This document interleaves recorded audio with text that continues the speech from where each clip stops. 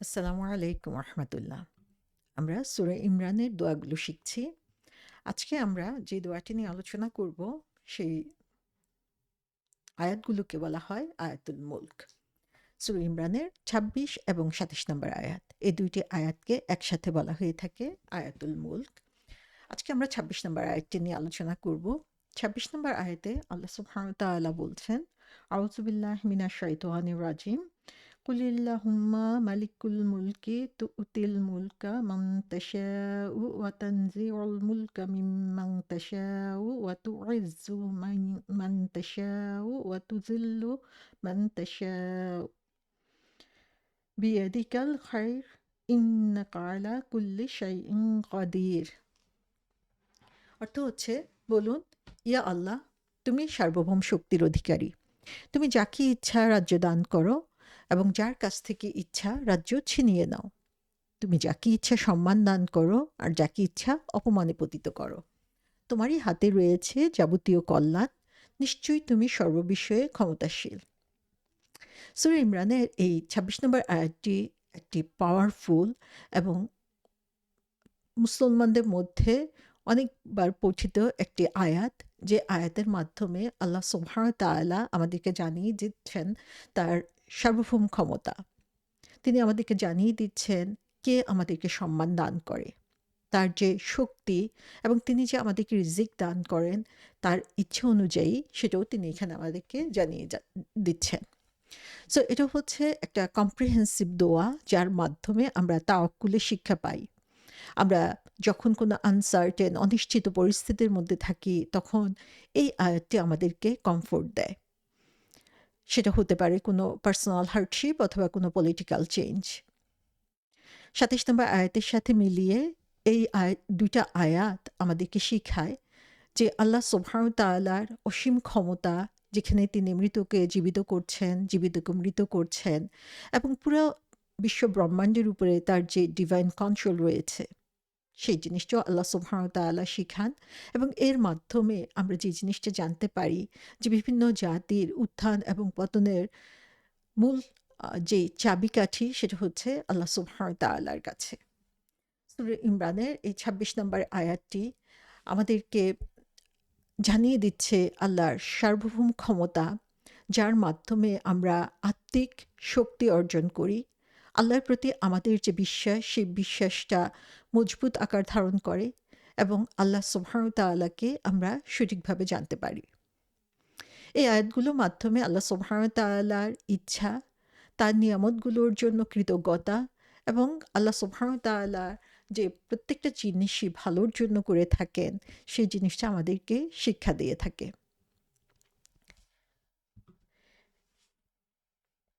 এই সূরাটি, এই আয়াতগুলো নাজিল হয়েছে স্পেশাল একটা সময়ে, যেই সময়টা আমরা জানি যে মুসলমানদের জন্য খুব কঠিন একটা পরিস্থিতির মধ্যে দিয়ে তাদেরকে যেতে হয়েছিল। সেই সময়টা হচ্ছে আহজাবের যুদ্ধ, অথবা যেটাকে খন্দকের যুদ্ধ বলা হয়ে থাকে। এবং সেখানে আমরা দেখি যে রাসূল সাল্লাল্লাহু আলাইহি ইসলাম এবং তার সাহাবারা যেই পরিস্থিতির মধ্যে দিয়ে গিয়েছিলেন, সেই সময় আল্লাহ সুবহানাহু ওয়া তাআলা সে পরিস্থিতির প্রেক্ষিতে তাদের জন্য এই দুইটি আয়াত নাজিল করেন। আমরা দেখি যে বদর, উহুদ এই যুদ্ধগুলোতে কাফিররা তাদের অনেক শক্তি থাকা সত্ত্বেও মুসলমানদের কাছে মুসলমানদের পক্ষ থেকে তারা ব্যর্থ হয়ে ফিরে গিয়েছে, এবং তারা দেখছিল যে মুসলমানদের সংখ্যা দিন দিন বাড়ছে, তাদের শক্তি বাড়ছে, এবং এটা তাদেরকে আরও বেশি অস্থির করে তুলছিল। সো তখন তারা কি করলো, তারা আম, এক ধরনের ষড়যন্ত্রের মধ্যে লিপ্ত হয়ে গেল। আরবের যেই অবিশ্বাসীরা ছিল, ইহুদি খ্রিস্টান সবাইকে মিলে তাদের সাথে তারা একত্রিত হলো যে মুসলমানদের অ্যাগেনস্টে তারা দাঁড়াবে, এবং তারা মদিনা আক্রমণ করার জন্য চিন্তাভাবনা করলো। এবং তারা এজন্য করলো যে এখনই মুসলমানদেরকে উচ্ছেদ করে দিবে এবং ইসলামকে দুনিয়া থেকে বিদায় করে দিবে। এই সময়টায় যে যুদ্ধটা সংঘটিত হয় সেটাকেই আহজাবের যুদ্ধ অথবা খন্দকের যুদ্ধ বলা হয়ে থাকে। কারণ এই যুদ্ধের সময় রাসূল সাল্লাল্লাহু আলাইহি ইসলাম তার একজন সাহাবী সালমান আল ফার্সি, তার পরামর্শ মতে ট্রেঞ্চ অথবা খন্দক খুঁড়ে তারপরে হচ্ছে শত্রুদের থেকে মুসলমানদেরকে আহ, প্রতিরক্ষা দেওয়ার চেষ্টা করেছিলেন। সো এখানে আমরা দেখি যে বিভিন্ন বর্ণনা মতে যে যখন এই খন্দকের যে খন্দকগুলো বা গর্তগুলো খোঁড়া হচ্ছিল, সেটা হচ্ছে বিশাল একটা এরিয়া জুড়ে এটা করা হচ্ছিল, এবং সেইখানে গর্তগুলো এত বড় বড় করে করা হচ্ছিল, ডিপ এবং ওয়াইড, কয়েক মাইল লম্বা করে, কয়েক মাইল লম্বা ছিল, এবং প্রত্যেকটা অংশের জন্য রাসূল সাল্লাল্লাহু আলাইহি ইসলাম 10 জনকে ভাগ করে দিয়েছিলেন। এবং এই কাজটা যখন তারা করছিল, যত তাড়াতাড়ি করা যায়, কারণ শত্রুরা ওই দিক থেকে প্রস্তুতি নিয়ে নিচ্ছে মদিনা আক্রমণ করার জন্য, সো খুব দ্রুত তাদেরকে কাজ করতে হচ্ছিল এবং তাদের পুরো এনার্জি এফোর্ট সেখানে দিতে হচ্ছিল। এবং তারা দেখছিল যে এই সময়ে তাদের জন্য করা খুবই কষ্ট হচ্ছিল। একদিকে তো হচ্ছে খুবই স্বল্প সময়ের মধ্যে বিরাট একটা কাজ শেষ করতে হবে, অন্যদিকে তাদের মধ্যে ছিল সম্পদের অপ্রতুলতা, তাদের খাবারের সংকট ছিল, এবং এই সময়েই তারা এর মধ্যেই সেই কাজ তারা চালিয়ে গিয়েছিল। এবং এমনও বলা হয়েছে যে তারা ক্ষুধার যন্ত্রণায় প্রত্যেকে হচ্ছে তখন পেটের মধ্যে পাথর বেঁধে ফেলেছিল। ইভেন রাসূল সাল্লাল্লাহু আলাইহি ইসলামও তার পেটে পাথর বেঁধেছিলেন, এবং সেই অবস্থাতেই তারা হচ্ছে গর্ত খুঁড়ছিলেন। সো এই এমন একটা পরিস্থিতিতে তাদের সামনে এমন একটা সিচুয়েশন তৈরি হলো, যখন দেখা গেল যে বড় একটা পাথর তাদের সামনে আসছে। সো এটা এমন না যে মাটি খুঁড়ে খুঁড়ে তারা করছে, সেখানে আসলে আমরা যদি মদিনায় যেয়ে থাকি তাহলে দেখব যে পাহাড়গুলো বা জায়গাগুলোতে হচ্ছে বিরাট বিরাট পাথর রয়েছে। সো এমন একটা পাথর আসলো যেটা হচ্ছে সাহাবারা চেষ্টা করেও সেটাকে ভাঙতে পারছিল না। তো তখন তারা রাসূল সাল্লাল্লাহু আলাইহি ইসলামের কাছে সাহায্যের জন্য গেল যে তারা কি করবে। রাসূল সাল্লাল্লাহু আলাইহি ইসলাম তখন সেই বিরাট পাথরটাকে 3 বার হচ্ছে আঘাত করলেন, এবং প্রত্যেকবারই রাসূল সাল্লাল্লাহু আলাইহি ইসলাম যখনই এটাতে আঘাত করছেন, তখনই সেখান থেকে একটা উজ্জ্বল আলো বের হয়ে আসছিল। সো এটা যেমন অন্ধকার রাতের মধ্যে যে আলোটা হচ্ছে মানুষকে পথ দেখায়, সেরকম আলো তারা দেখতে পাচ্ছিল, এবং 3বারই সে ধরনের আলো তারা দেখতে পেয়েছে। রাসূল সাল্লাল্লাহু আলাইহি ইসলাম তখন সেই তার যেই কুড়াল ছিল সেটা নিয়ে তিনি আঘাত করলেন পাথরটাকে, এবং তিনি আল্লাহু আকবার বললেন, এবং আল্লাহু আকবার বলে তিনি বললেন যে সিরিয়া সিরিয়ার চাবি আমাকে দিয়ে দেওয়া হয়েছে আল্লাহর শপথ, এবং আমি এই মুহূর্তে সেখানকার প্রাসাদগুলো দেখতে পাচ্ছি। দ্বিতীয়বার তিনি আল্লাহু আকবার বলে আবারও আঘাত করলেন, এবং তিনি বলেন যে পার্সিয়াকে আমার অধীনস্থ করে দেওয়া হয়েছে আল্লাহর শপথ, এবং আমি তাদের সেই মাদাইনের যে সাদা প্রাসাদগুলো রয়েছে সেটা দেখতে পাচ্ছি। এবং তৃতীয়বার স্ট্রাইক করার পরে তিনি বললেন আল্লাহু আকবার, আমাকে ইয়েমেনের চাবি দেওয়া হয়েছে আল্লাহর শপথ, আমি সানার যে গেটগুলো সেগুলো আমি দেখতে পাচ্ছি। তো সুবহানাল্লাহ, এইটা যখন ঘটলো তখন সাহাবারাও খুব অবাক হয়ে গেলেন, এবং রাসূল সাল্লাল্লাহু আলাইহি সাল্লাম নিজের চোখে সেই প্রাসাদগুলোকে দেখতে পাচ্ছিলেন। এবং তখন মুনাফিকরা হচ্ছে হাসাহাসি করছিল যে তারা যেই লোকগুলা খেতে পারে না, তাদের খাওয়ার কোনো ব্যবস্থা নাই, পেটের মধ্যে পাথর বেঁধে রেখেছে, তারা নিজের হাতে মাটি খুঁড়ে গর্ত করছে, নিরাপত্তার কোনো গ্যারান্টি নাই, সারা আরব হচ্ছে তাদের এগেনস্টে দাঁড়িয়ে গিয়েছে। এখন কিনা তাদের রাসূল বলছে যে তিনি পার্সিয়া, বাইজেন্টাইন, ইয়েমেন সব দখল করে ফেলছেন। সো যখন তারা এগুলো নিয়ে হাসাহাসি করছিল, তখনই আল্লাহ সুবহানাহু ওয়া তাআলা রাসূল সাল্লাল্লাহু আলাইহি ইসলামের হয়ে জবাব দিয়েছেন সূরা ইমরানের ২৬ নম্বর আয়াতে। সো এইখানে আল্লাহ সুবহানাহু ওয়া তাআলা আমাদেরকে বলে দিচ্ছেন যে আল্লাহ সুবহানাহু ওয়া তাআলার কাছেই হচ্ছে মোস্ট পারফেক্ট পাওয়ার। কোন জাতির উত্থান হবে, কোন জাতির পতন হবে, সমস্ত কিছুই হচ্ছে আল্লাহ সুবহানাহু ওয়া তাআলার দখলে রয়েছে। সো আমরা পরবর্তীতে দেখি যে রাসূল সাল্লাল্লাহু আলাইহি ইসলামের যে ভবিষ্যৎবাণীর যে প্রফেসি, সেটা সঠিক হয়েছিল, যেটা হচ্ছে তখনকার সময়ে মানুষ কল্পনাও করতে পারে নাই। পরবর্তীতে ঠিকই মুসলমানরা পার্সিয়া, সিরিয়া, ইরাক, ইয়ামেন সমস্ত কিছু জয় করেছিল, এবং আল্লাহ সুবহানাহু ওয়া তাআলার কথা যে কত সত্যি সেটা প্রমাণ হয়ে গিয়েছিল। তাহলে এখানে আমরা দেখি যে ইবনে আব্বাস এবং আনাস বিন মালিক রাদিয়াল্লাহু আনহু বলেছেন যে রাসূল সাল্লাল্লাহু আলাইহি সাল্লাম যখন মক্কা বিজয় করলেন এবং তিনি বললেন যে পার্সিয়া, বাইজেন্টাইন তাদের রাজত্ব হচ্ছে তাকে দেওয়ার শপথ আল্লাহ সুবহানাহু ওয়া তাআলা করেছেন। তখন মুনাফিক এবং ইহুদিরা বলতে লাগলো যে তারা কিরকম দুঃসাহস তাদের, যে তারা কিভাবে চিন্তা করে যে পার্সিয়া, বাইজেন্টাইন এগুলো তারা দখল করবে। তারা পার্সিয়া, বাইজেন্টাইন তখনকার সময়ে হচ্ছে সুপার পাওয়ার ছিল। তাদের শক্তি এবং তাদের যে ধরনের অস্ত্র সম্পদ ছিল সেগুলো মুসলমানরা চিন্তাই করতে পারে না।